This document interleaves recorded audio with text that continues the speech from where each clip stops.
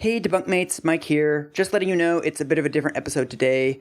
A couple of weeks ago, the co-hosts of the Feminist Present podcast, Laura and Adrian, got in touch with us to ask us if we wanted to be on their show. And their show is really good and really interesting and has interviewed some of our favorite writers. And so we said yes. And since they asked us a lot of the stuff that listeners often ask us, things about like how we met and how we research the show and stuff like that, we thought we would just put it into our feed so that if you're interested in that, you can take a listen. So this is us chatting with Laura and Adrian about true crime and the 90s and feminism and Jessica Simpson. So enjoy, and we'll see you soon. How did you guys meet, and why are you friends? Mike, okay, I'll tell the first part.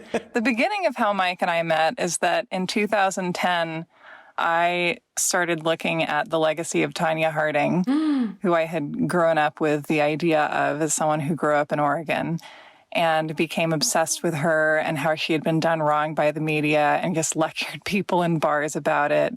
And over the course of 4 years of just thinking and obsessing over it and really growing into the subject and growing into the kind of writer I had to be to, in any real way, hopefully do her right through a piece of writing, published a piece on Tonya Harding.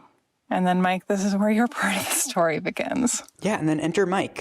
And then I read the article, which is called Remote Control, and is still among probably the 5 best things I've ever read. Oh, my God. And it was a completely new way of looking at history to me. And there were 2 sort of things about it that really stuck out to me. Was that, one, it was extremely well written and extremely empathic. And then secondly, it was sort of like this retelling of the Tonya Harding story, but without using secret sources or declassified accounts or I spent days and days with Tonya Harding. It was no, it was all there all along. All we had to do was pay attention in the first place. And the extremely tragic and human story of this woman was there. We just ignored it all. Right. And that, to me, a light bulb went off in my head. And that was just a completely fascinating and really exciting way of looking at the world. And so I emailed Sarah on her Tumblr, whatever her, you have those little contact forms you have on Tumblr. And I was and at the time I wasn't a journalist. I was just hi, I'm a random guy. I live in Berlin and I work at a human rights organization. I think you're cool. And that was it. And then when we both joined Twitter, I followed her and then we chatted on DMs a little bit. And then eventually, this is years later, I ended up working at HuffPost and we talked about doing some stories together. We basically just stayed in touch with each other on the internet as millennials do. It was kind of this journalistic When Harry Met Sally. The time kept not quite being right. Yeah. But we kept getting closer. Yeah. And then eventually 2 years ago, I had this idea of let's do a podcast about this. And I asked Sarah if she wanted to record some test episodes.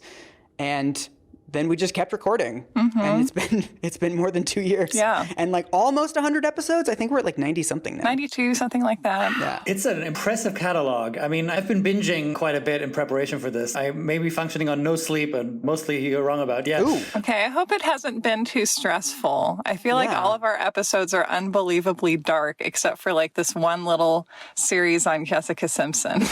It was frankly a lifeline, I have to say. I loved how you're describing it in terms of the kind of digging that you do, that it's not really about finding new and hidden information. The kind of wrongness you seem to trace, preferably, is kind of one that's all about kind of laziness. People sort of build these fictions into their lives and never sort of bother to ask, is that really what happened with the prom mom? Is this what really happened with Nancy Grace's fiance, right? It's easier to get along if you just believe it. Would you say that that's the overall theme, or have you created a taxonomy of wrongness over the years? Are there episodes where you'd say, oh no, actually that's about something different. There was something to be revealed there, or there was something where the average person on the street really couldn't know what's really going on? We're definitely at the point where we're doing episodes now that are beyond the template of people were wrong, they entirely missed the point. We've done episodes lately that are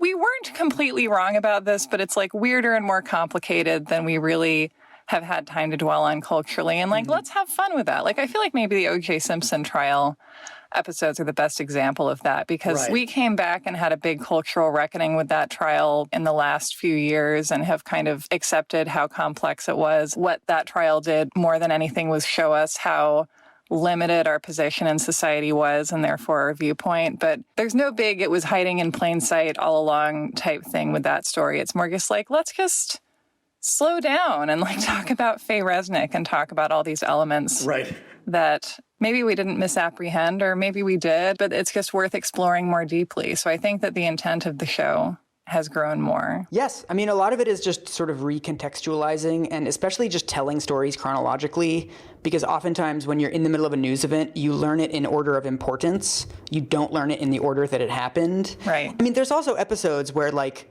people got it fucking wrong. Yes. There's always going to be plenty of those. Yeah. Right. I mean, the one that I keep coming back to and that like really radicalized me and like made me want to do an episode of the show about everything that's ever happened in my life was Terry Schiavo. You know, it was this thing that was presented to the public as like the medicine is so complicated and the ethics and the law, it's so complicated. And who can say? And her husband's intentions seem dark. Yeah. It's so murky. And then you look into it and there's 20 different legal trials and all 20 of them ruled in favor of Michael Schiavo. And every single doctor who looked at Terry Schiavo said, there isn't a lot of complexity here. There isn't an ethical gray area. This is someone who is not meaningfully alive. And yet it was presented to the public very consistently as like, ooh, like we couldn't possibly say that like one side of this debate might not be acting in good faith. It was like, let's hear out everybody. And again, these are legal documents. These are like PDFs that you can find and they're like 4 pages long. I mean, you can read all this stuff in like an hour. And just like, nobody did, I guess. I also think of the show as just kind of a time-saving device. People live lives and like, yeah, you could go back and learn what was going on with Terry Schiavo, but like people have children and grout that needs to be disinfected periodically, you know, and just this... To me, it's really meaningful to kind of take the energy and the time necessary to care enough or to be invested enough about these old topics to really go back and find what is there and accessible, but which needs this time and energy to be added to the mix in order to be turned into something that can be useful to someone to listen to in kind of an hour span of hearing versus a 10-hour span of reading and contemplating. I mean, it's kind of like saying like, God, I mean, there's so much wool out there, but a lot of it isn't sweaters yet. And it's like, yeah, it's because you have to have people to make the sweaters.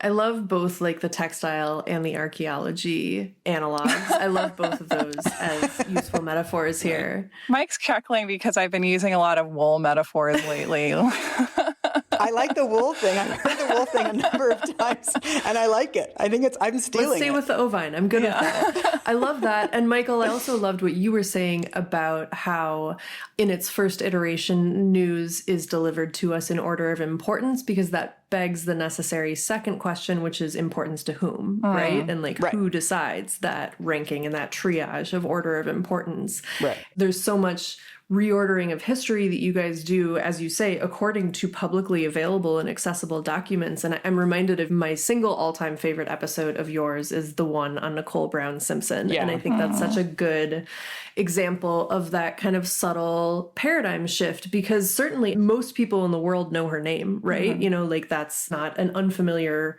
person or topic to most Americans, but I cannot think of a single other piece of OJ universe media, including the historic and iconic OJ Made in America by Ezra Edelman, that focused so deeply on Nicole's point of view and what it meant for her to be someone who met her future abusive husband when she was 17. She was 16 or 17? 18, yeah. And that was her whole life. From the time she was a teenager forward was him being in control of her image. It was just that was an especially powerful act of feminist reclamation to me, for you guys to endeavor to tell that story from her point of view. Thank you. And again, what was Sarah's like extremely like innovative research method for that was like reading publicly available books. Like anyone could have done this, right? It just takes the interest in this person. And so much of it is just like people have not shown interest in these stories. I guess the easy question here would be to say, what's your research process? But as you're saying, part of the point is that anyone can do this. But so what's your non-research process? Because one of you always sort of goes in, right, having just what they retain from back when it was happening. And I think that's really, really powerful, because in many cases, my recollection is 100% coterminous with what you remember. I say, oh yeah, that was that case in Florida with the thing and the alligator and whatever. Right? That level. How do you make sure you stay that pure when the other person is doing their deep dive? How do you maintain your purity? Yeah. Oh, yeah. I was just the other day, like my boyfriend randomly brought up JonBenet Ramsey, and he's like, yeah, when they found, and I was like, no. It's like, I know we're going to do an episode. I don't want to know. I have only the vaguest memories of what actually took place. And so I do that very often in conversations when people will bring up, like, I don't know, Casey Anthony or Lacey Peterson in one of these crimes I really did not follow at the time at all, because I want to stay super fresh for those. So part of it is just us being weird in our personal lives and telling people not to talk about historical events around us. And also that we're explaining to each other things that tend to be kind of in our wheelhouses. Like, you'll notice that I don't do a lot of episodes that focus on systemic infrastructural failings, because those are hard for me to grasp and then to explain to people. And Mike doesn't do a lot of episodes on like feelings, tabloid court TV type trials from the 80s and 90s, because he's not obsessed with those. I'm not a feelings person. I'm not a true crime person. I'm not a feelings person. And Sarah's not like a exploding Ford Pinto, go read a bunch of extremely tedious business memos person. Yeah. I think we have really different ways of researching too. I think that I get really excited if I get to order a bunch of pulpy, out-of-print true crime books on eBay and read them. And you get really excited if you get to watch a bunch of Senate testimony. Yes. If I get to go on LexisNexis and like read a bunch of news sources from like 1976, like original documents, and like, I was just reading Senate testimony this morning. I was like, bring it on. But I guess it's true. There's two kinds of people in this world. Those who pick up a paperback copy of Michelle Remembers from the mail and are like, ooh, goody. And those that do not. Yes, that's one of the ways to divide people. Speaking of the like wrongometer, we've included a different kind of episode that we've been doing since coronavirus began, which is to do these deep dive book club episodes, which the Michelle Remembers episodes were the first ones of, where the point is to kind of go on this safari through, in my case, like terrible books, and in Mike's case, like fun books that are fun to explore. That, by the way, just as a literature professor, makes me so happy, because it's in some way, it's centering these books that we are not used to thinking of as literature as a literary text, and really ask, what's the rhetoric here? What does the structure communicate, et cetera, et cetera. I think that so few people, of course, consume them in that way. That's what makes them fun, that you don't consume them that way. But if any of these sort of get people to think more critically about these kinds of media that we consume, a close read of Nancy Grace is not something I would want to undertake. But I love that you did it. Oh boy. But you want to hear someone who's just crawled out of it. There was a long period in my life, what feels like a long period now, where I believed academia was where I was going to be for my entire life. And one of the things that I love and miss about it was just this feeling that, like, it reminds me actually of the Ghostbusters slogan, like, no job is too big, no fee is too big, like, no text is too small, no book is too silly to be taken seriously, because, like, there's nothing that shouldn't be taken seriously because everything is produced by humans with some sort of context and some sort of intent. At the top of every episode, I mention that I'm working on a book about the Satanic Panic, and so one of the things that I've loved getting to do on the show is to work with the literature that the Satanic Panic produced, because it's many kind of odd social movements and moments create bodies of literature. And then these books kind of go out of print. They experience a brief popularity or a brief period of being influential, and then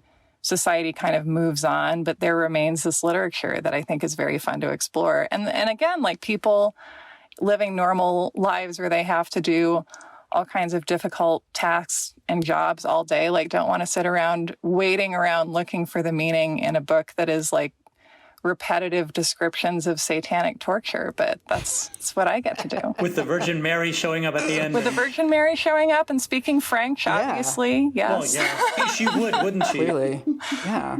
I mean, but that's another one where, like, one of the great revelations of that was that when we get these big moral panics, we always lose the primary documents or the cases that began them, right? Where we have at the beginning of the Satanic Panic, one of the books that inspires it is a woman describing how there's all these Satanists in Victoria, BC, and they cut off their own, what was it, ring fingers or middle fingers? I think middle fingers, and they're sacrificing white kittens, and it's only white kittens, and they need like hundreds of white kittens per satanic rite, and you're like... Checks out. Yeah, and you're like, tell me about the boom in white kitten breeding on Vancouver Island in the 70s then. Wow. And it's like, if people read this with any skepticism or any like critical view of any kind at the time, they would have said like, hey, wait a minute, this doesn't smell right. I'm going to look into this more.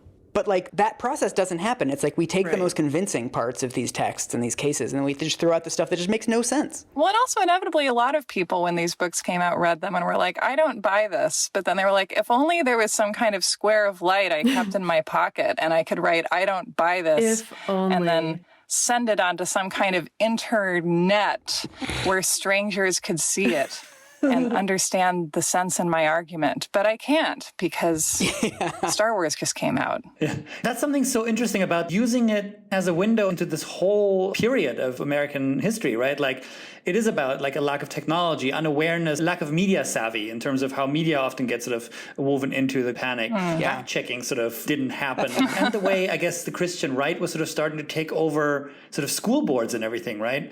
There's also something, okay, can you guys tell me if this is like a shower thought and like not worth expressing? Go. I love shower thoughts. Come on. Okay, there was like a tweet that went around a couple months ago about how when the Wonder Years was made, because you know the Wonder Years is about the 60s, and it was made in the 80s, and there's really only like a 20-year gap, and somehow like this 20-year gap, that was enough for like nostalgia to form. Yeah. And yet it feels, and again, tell me if I'm totally off base on this, but it feels like we don't have a similar relationship to the 90s. Like we don't see it as a historical period, even though it's quite a long time ago now. I think that what we're experiencing right now is a historical period.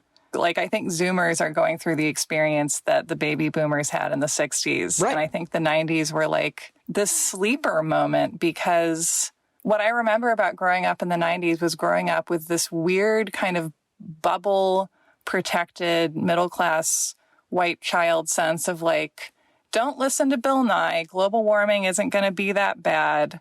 Everyone's terrified for you all the time, but you're going to rise up and be the best of anyone at anything.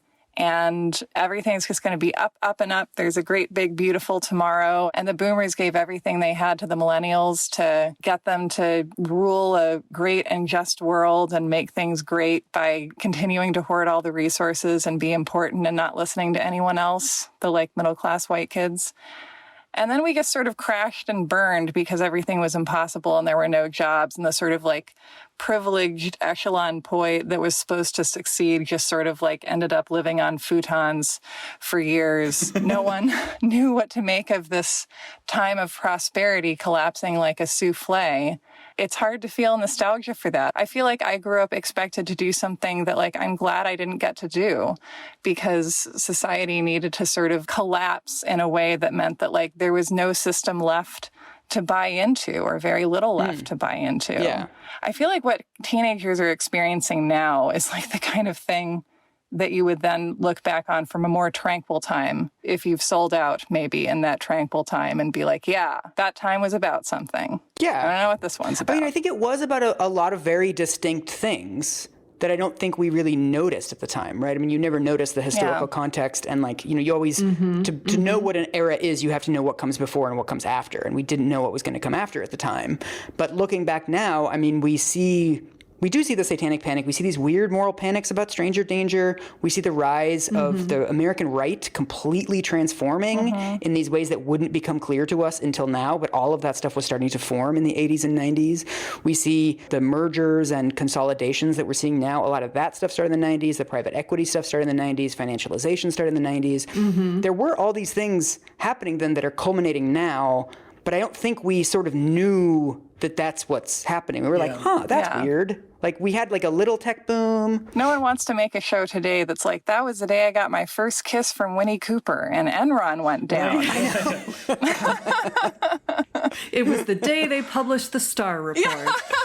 No, first of all, Michael, I don't think that's a shower thought at all. I think that's definitely worth further investigation. And Sarah, I agree very much with your characterization of like white middle class childhood in America. And I would add to it, in addition to sort of the gifted child, unlimited upward mobility sensibility you were describing, I would add to that the like stranger danger, ever present, ominous cloud, which made the message something like, you can be anything you want to be in this limitless upward mobility as long as you avoid being abducted at any moment. Yes. You know, like keep from getting murdered, and then you'll exactly. be golden. Like, I'm from Minnesota, and I grew up in the shadow of the Jacob Wetterlin trial. Oh, yeah. And there's been some developments in that case just in the last few years. And, like, that was a permanent shadow over my entire child. Like, that was always the cautionary tale. That's actually interesting, too, the different experiences of boys and girls growing up in that era, too. Totally. You know, this is another thing that's, I think, emerged as we've done the show together. Yes. That the messages that I received about sort of physical safety and danger were so different than the ones that Sarah received. Yeah. At one point, my parents told me that they would give me $100 if someone attempted to kidnap me and I escaped. just really weird. It's a really weird incentive structure. Because, like, they thought they were incentivizing me to, like, fight back and run away if something terrible happened to me. But also, I was a really avaricious kid. Yeah, and I'm like, I'm going to sit closer to that van. Like, maybe something will happen. I'll get $100 out of this. Yeah. It makes me also think that they thought you were like a fickle child who would like choose the kidnappers. If there wasn't a financial reward. I mean, me and my parents have talked about this. This was an abysmal strategy.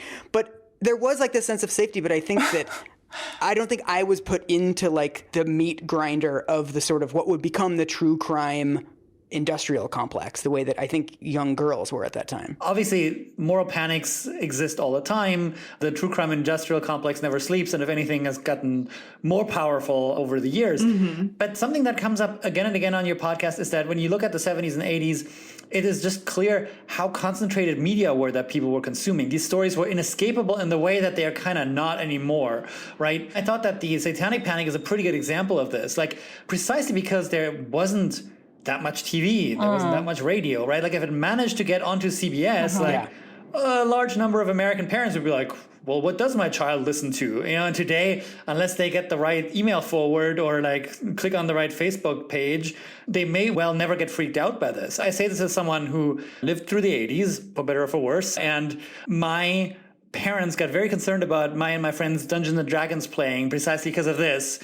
Oh, we need to do an episode on this. Fantastic. Oh my God, I want to hear it. Because, and the funny thing is, like, they sort of were like, well, we're not comfortable with this. We should talk about this. And then they eventually sort of got deep down enough into the rabbit hole to get to the Virgin Mary shit and realize, oh, this is a fundamentalist Christian thing. But my parents, hardcore atheists, were like, well, fuck this. Play D&D if you want to. But there was this kind of month where like, well, our neighbors are concerned about this. The nice white man on the TV is concerned about this. Like, should I be concerned about this? Right. And today, I think it would just completely pass them by and they'd be like, whatever, the kids are playing, whatever they're playing, you know? Yeah. So has that changed? Has the quality of this, the mono myth of the eternal victim, has that shifted because we get our true crime from all these different positions and we can choose to some extent what we listen to? Something I wonder about is there's so much good in the fact that media has diversified, and also in the fact that, you know, voices of doubt can gain traction on social media in a way that just wasn't. I think voices of doubt and their ability to gain any kind of audience are a really important part of any kind of a healthy public discourse ecosystem, I guess you could call it. Right. But then we have the fact that, you know, we have these like Facebook groups and QAnon forums where people who are conspiracy minded and interested in, you know, looking for symbolism in photographs and kind of people who are going to flourish if they find like-minded conspiracy hunters are able to do that in a way that they weren't before. So I always am trying to answer the question of whether this is better or worse, and I think that's the wrong question. I guess to me the answer is that like the urge to band together in search of conspiracy will always appear somewhere in a media landscape. Right. And I guess the question is, how do we manage that? And also, I think the need to see patterns in conspiracies can be healthy because, like, there are conspiracies. We do talk about real conspiracy theories on the show where people conspire to further capitalism and stuff like that. Yeah, I was just going to say capitalism is a conspiracy. Patriarchy is a conspiracy. White supremacy is a conspiracy. You know, like, there are real conspiracies. Big old conspiracy theory. Big old conspiracy. I mean, you know how somebody did this analysis of Ice Cube's Good Day to find out like which actual day it was. Have you guys seen this? Because, he says like, he mentions, I think it's a Wednesday. He mentions like the Lakers beat the Supersonics. Like there's a finite number of days that it could have been. The media shift that has taken place, it's like we've gone from a 70s and 80s media ecosystem where there's way too few gatekeepers, whereas basically like 75 mostly white, straight dudes decided that they didn't want an opinion to be expressed in American public life. It wouldn't be. You can call that a conspiracy and you're not wrong. We've then shifted from far too few gatekeepers to what we have now, which is no gatekeepers at all. And so anything, these little weird ecosystems, like anti-vax ecosystems, can form on Reddit or on Facebook, or like these weird vigilante groups that are hunting around for human traffickers. And then it always seems to me like in that shift from one to the other, there's like one day that you can pinpoint where it was like the right balance. Right? Like August 13th of like 2004 was like the day where like we hit, like, because obviously you need a mix of both of those things. You need some gatekeepers, but you don't want too many. It would be a funny project to try to be like, yep, this is the moment when the balance was right. And I don't think anybody knows like what that day would be or what that balance would be. I feel like that would be a very good question to ask a group of really stoned people if you wanted to just have silence for 20 minutes, Oh my God, yes.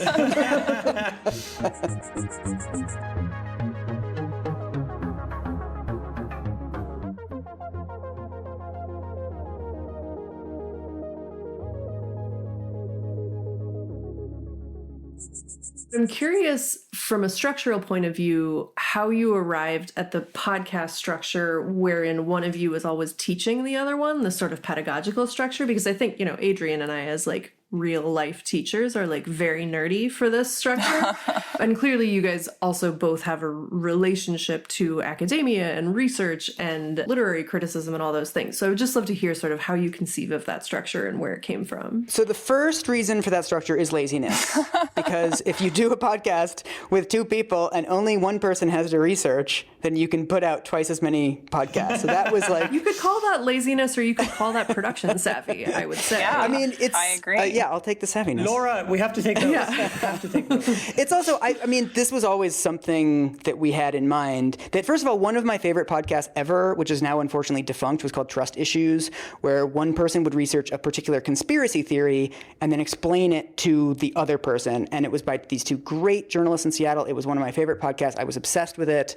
And I basically stole the format from them, or like the idea came from them, that you need a sort of audience surrogate because otherwise one person will go too far down a rabbit hole and they'll be talking about like weird, like conspiracy, like acronyms. They'll be like, it's like 4-trap or whatever. And the other host has to be like, what the hell is that? Like, you need to start over. So you just need to have like a normal person who hasn't gone down these rabbit holes to bring the person back into reality and be like, sorry, explain this to me. Like, I don't know what you're talking about. Right. That was always something that we wanted to do. And also just that it's more fun. Like, to me, it's so much more fun. Infinitely oh my God. more fun to step into my closet knowing that I'm about to have a topic that I have intentionally kept myself in the dark about in the run up to the episode, that like it's going to be explained to me rapid fire for like 2 to 3 hours, which when I put it that way, it doesn't sound fun, but it is fun. It's fun. I love being told about stuff. I love learning about weird stuff like prom mom and just being like aghast. It feels like having a weekly brunch date with someone who is like,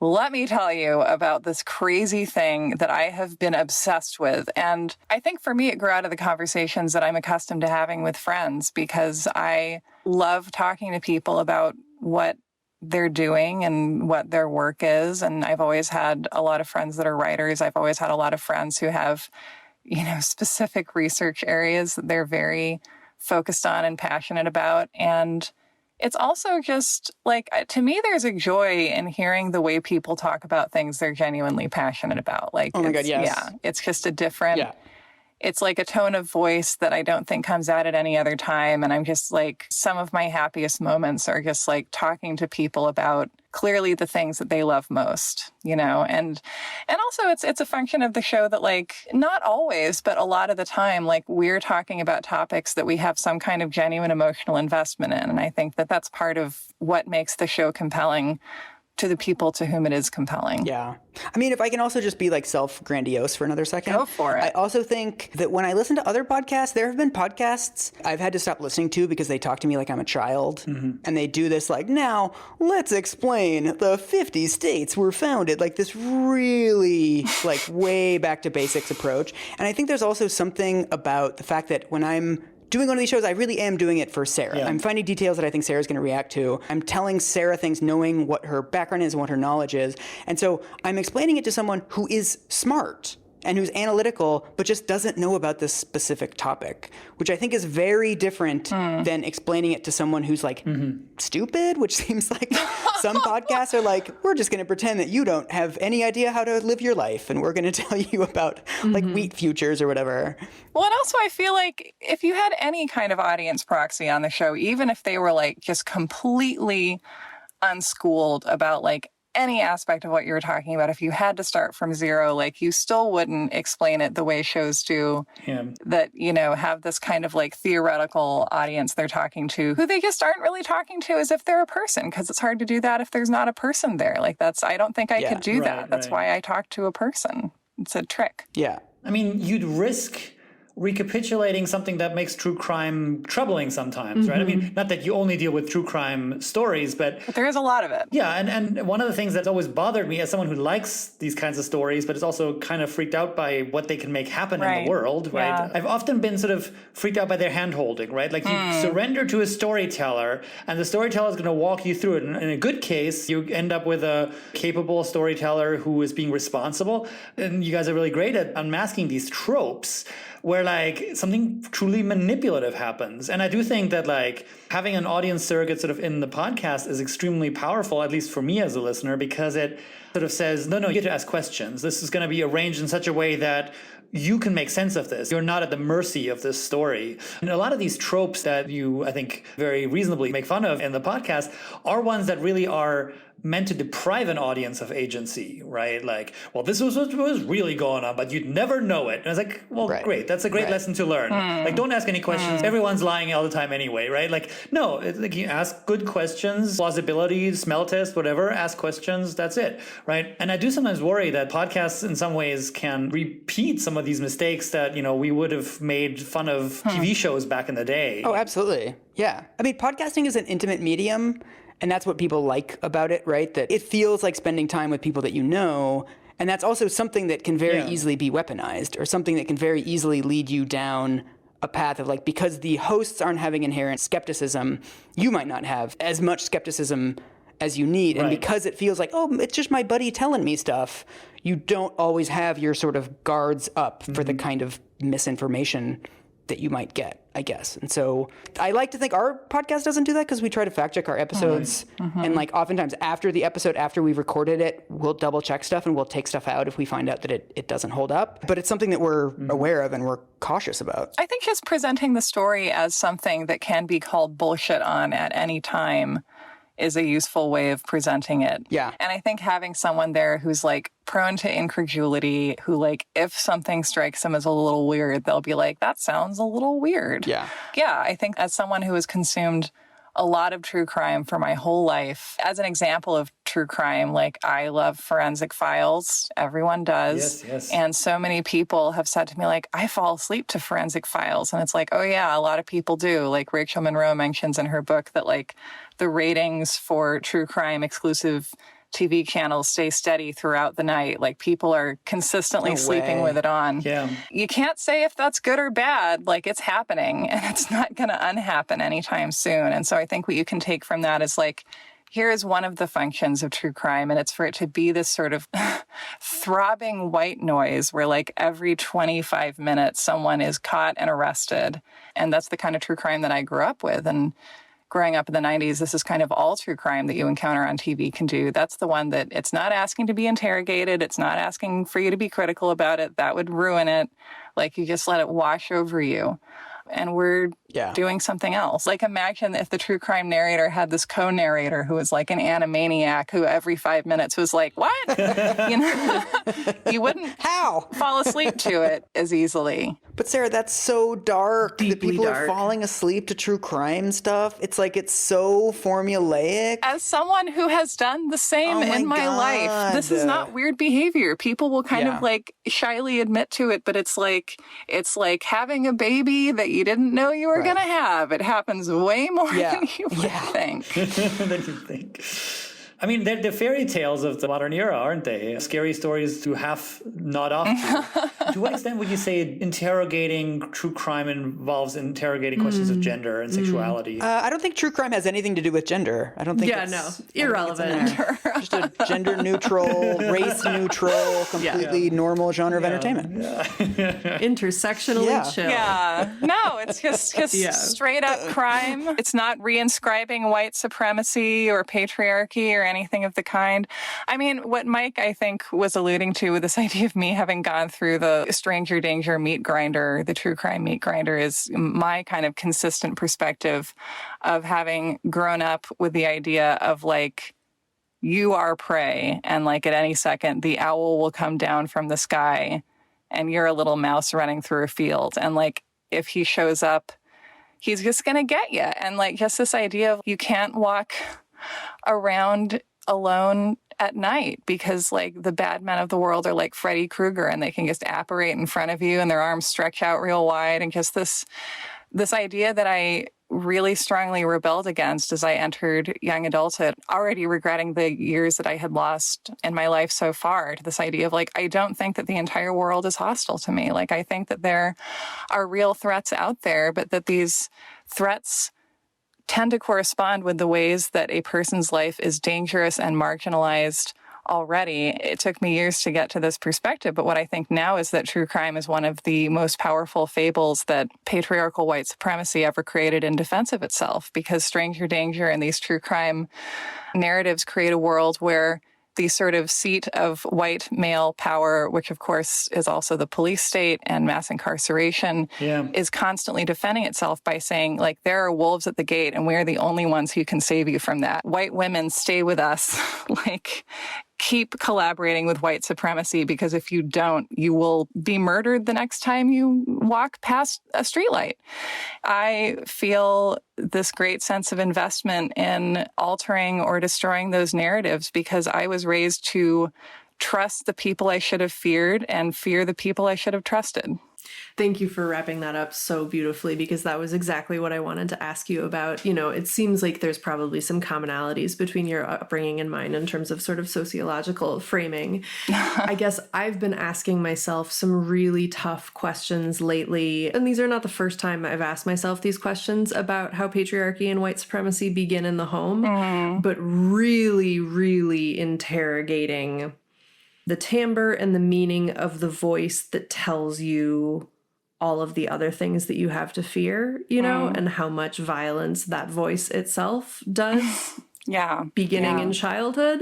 Does that land for you? Does that resonate for you? Like, what does that make you think about? Yes. What's interesting to me is that these narratives that allow us to surrender the power that we have also are useful in maintaining a status quo. I was really raised on the narrative, and also I was raised on this because my mother was brought up on this and absolutely bought it. And of course, her anxiety as a parent is naturally going to import these cultural myths that she was brought up on. So we get just these narratives coming in through the home and through the nursery stories. And so I was raised with the sense of like, my life is constantly in danger. I need to live in fear. I need to protect myself. And like, it's in adulthood that I was like, sure, like there's ways that you're vulnerable just going through the world presenting as female.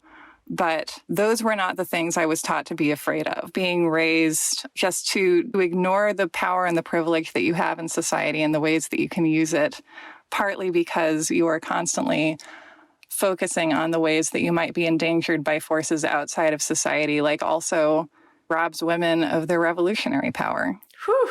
It's also interesting of like the focus, I think, on true crime stories and like things like Law and Order and the proliferation of podcasts that we've seen in the last 10 years telling these sort of individual true crime stories. There's also something interesting that when you tell these individual stories one by one, you miss all these macro trends.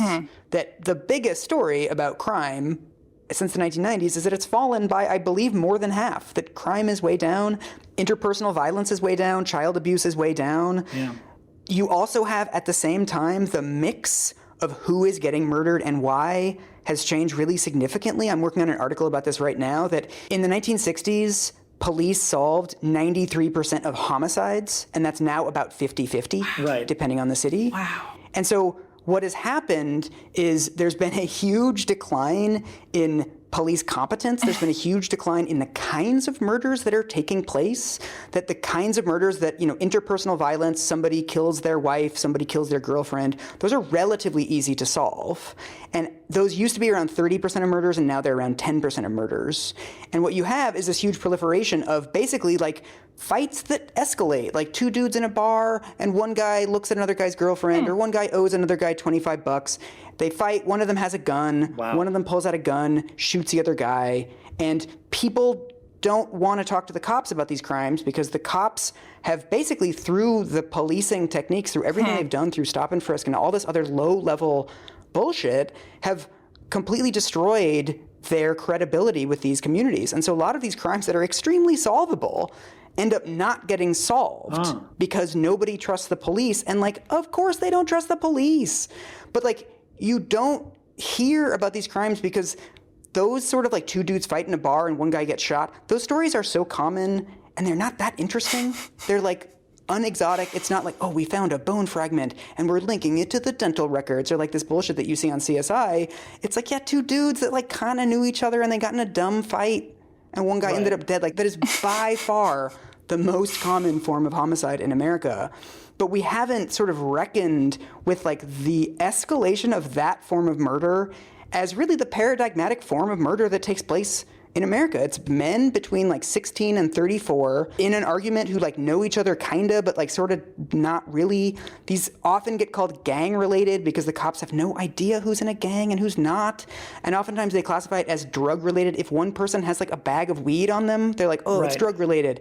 Even if it's a bar fight, the complete transformation of the kinds of murders that we see in America and the competence of the agencies that are allegedly solving them, we can't tell those stories because it's we focus in on the one dead white girl in Minnesota that happens once a year. Statistically, you're going to get some number of these cases, and it's we zoom in on these cases, and we don't see these big umbrella trends that most Americans have an extremely incorrect idea of the kinds of murders that are taking place and what is being done about them. Ditto rape, right? That rape is another crime that our entire carceral structure operates on a completely false premise of what the typical or average rape is. Yeah, and those clearance rates are 40% now. That 60% of rapes go unsolved. Right. That's something that I was actually wondering about. To what extent are stories around Me Too true crime? Because on the one hand, of course, they can have that kind of energy and impetus. At the same time, I do think that the true crime format, the traditional one, is really kind of ill-suited for it, precisely because it's oh, there's this bone fragment. It wants to do this kind of forensic work that you just can't really do there. I watched the Larry Nassar documentary that's on Netflix now. They kind of try, and it kind of doesn't work because no one disputes the facts. The facts are horrifyingly out there. The mystery is how the fuck no one saw this for years and years and years. It's not really. And then in a shocking twist, it's there is no shocking twist. The thing that the women were saying all along happened. And at some point, powerful people had to notice. The end. Right? Right.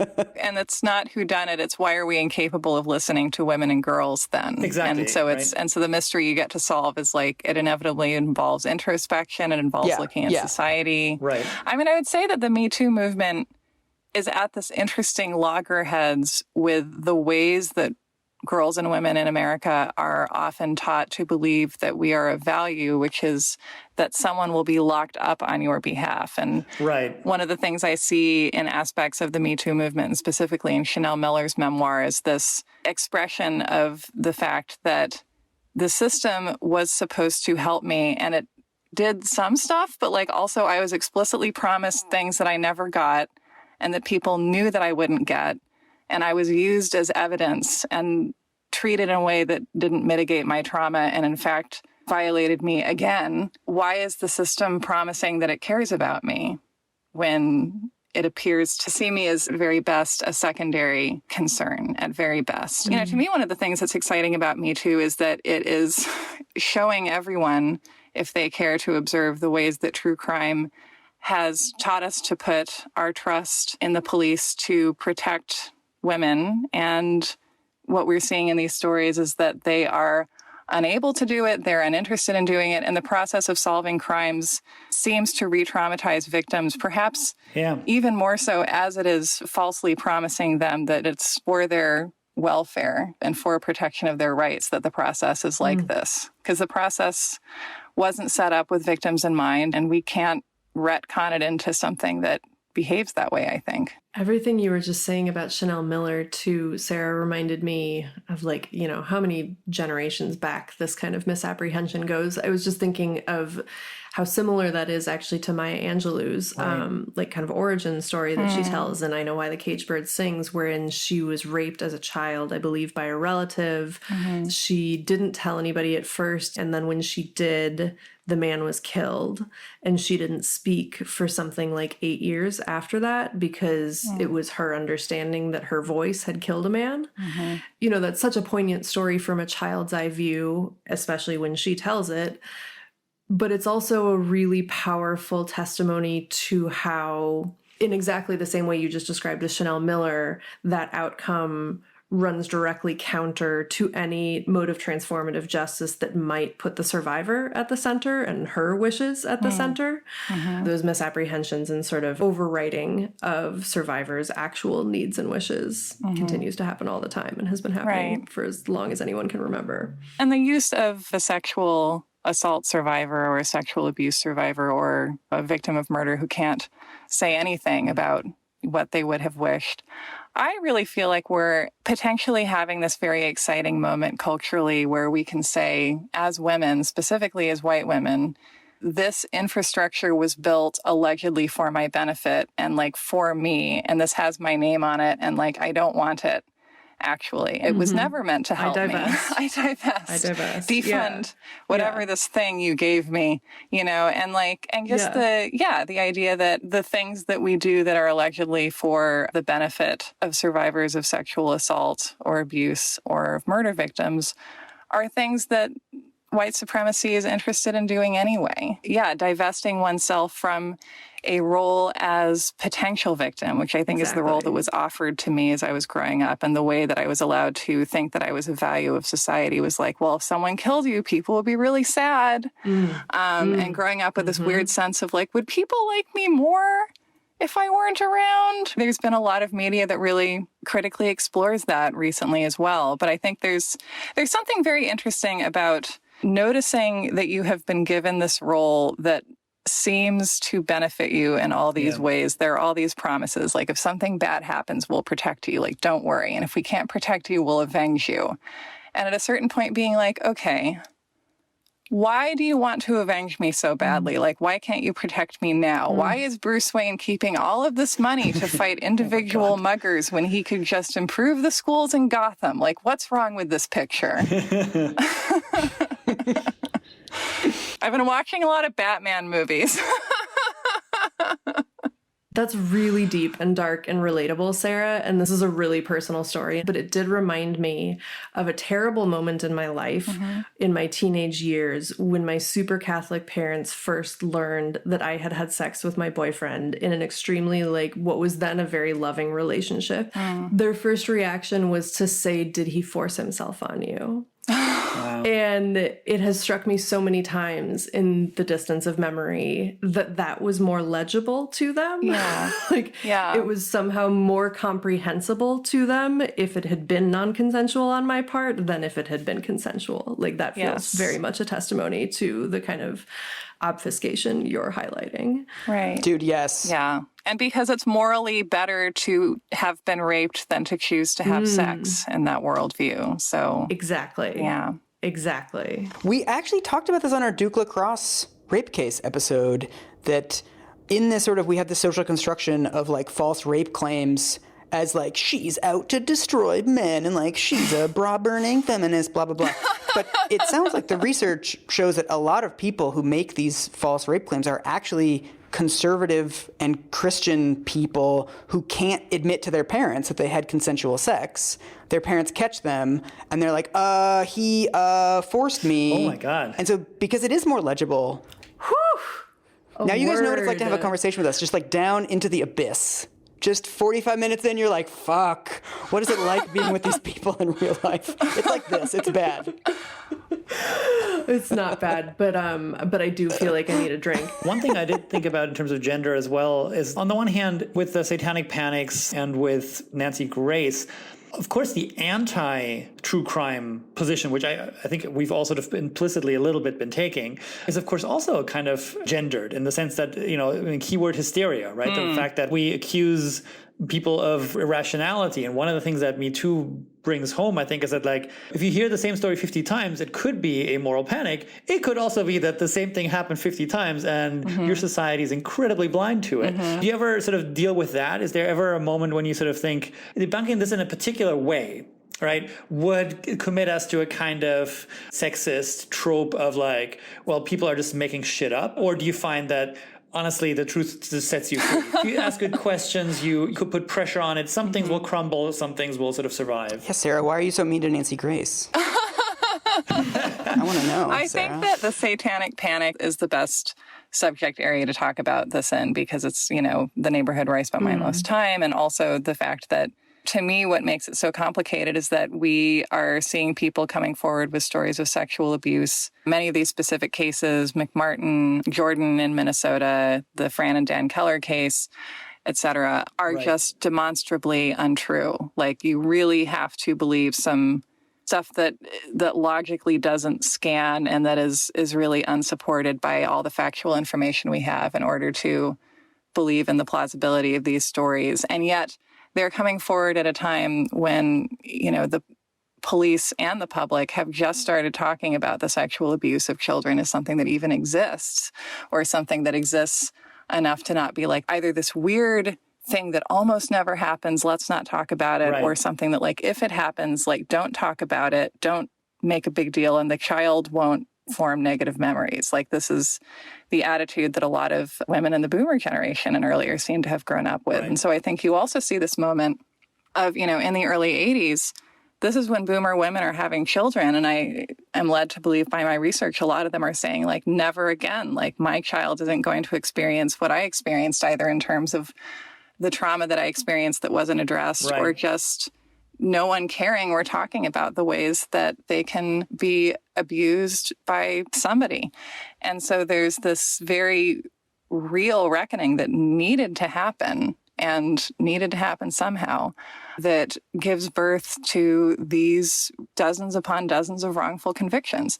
And so when you talk about that, I feel like what I tend to focus on is the fact that, these imagined traumas seem always to come from some actual trauma, like this need that parents have to protect their children from these, it turns out, sometimes imaginary foes that we see in the 80s, I think comes from the fact that they really have been through, or their generation has been through, trauma that no one wanted to talk about with them and no one wanted to acknowledge with them ever. That's interesting. And so I think with moral panics, something that I feel about pretty much every moral panic that we've looked about on the show, and something that I really tend to look for now, like when I'm starting to educate myself about something that seems like a moral panic, is that the fear that people express, if it will be directed at some proxy object that's unrelated to what's going on, but it will be real and it will be relevant and it will be, it would be reasonable to be directing it somewhere else. And I think in the satanic panic, there's this revelation that we start to see in terms of increased literature and studies of child sexual abuse, of like, this seems to be a problem with men in the home or men in the family. Like, should we look at radically altering, rebuilding from the ground up our concept of the family? Because that seems to be what we need to do. And then they're like, no, it's the lesbian daycare teachers. It's not the dads or the boyfriends or the male relatives or people the child knows at all. You know who I think it is? Immigrants. It's immigrants. Probably immigrants. Let's not deal with the fact that our country is held together with like tape, and not even new tape, but tape that's kind of old and gritty.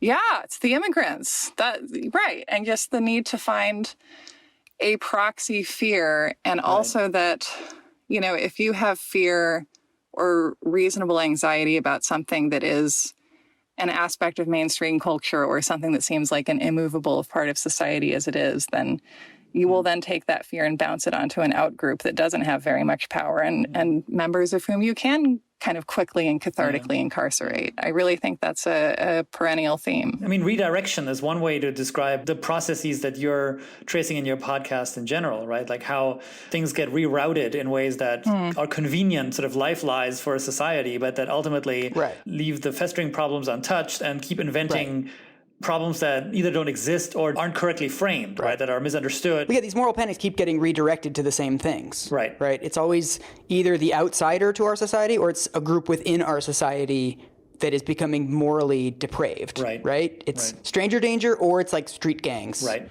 Those are like the two ways that we know how to channel those things. Marxist professors.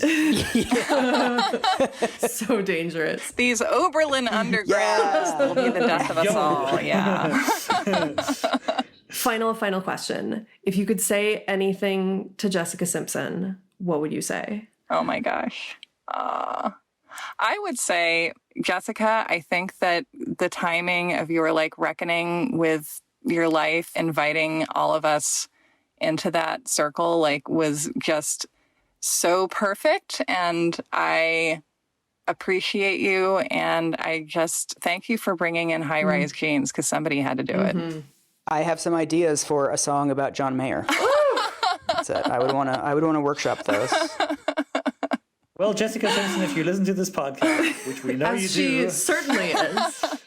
I'm sure she does. I'm sure she Jessica, does. I have every confidence. Yeah, we're here. Jessica, let us know. Yes.